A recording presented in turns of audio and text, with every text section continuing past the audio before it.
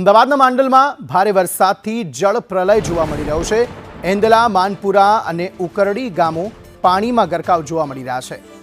રસ્તાઓ બંધ થતાં ટ્રેક્ટરથી અવરજવર કરવાની ફરજ પડી રહી છે। કરસનપુરા 2 દિવસથી સંપર્ક વિહોણું બન્યું છે, જેમાં દૂધ, શાકભાજી જેવી જરૂરિયાતોથી લોકો વંચિત જોવા મળી રહ્યા છે। આ ઉપરાંત નીચાણવાળા જે વિસ્તારો છે તેમાંથી લોકોનું રેસ્ક્યુ કરવામાં પણ સફળતા મળી છે। વિઠ્ઠલાપુર હાઈવેના ગામોમાં ઢીચણસમાં પાણી ભરાઈ ગયેલા જોવા મળી રહ્યા છે। ડિવાઈડરો તોડીને પાણીનો નિકાલ શરૂ કરાયો છે।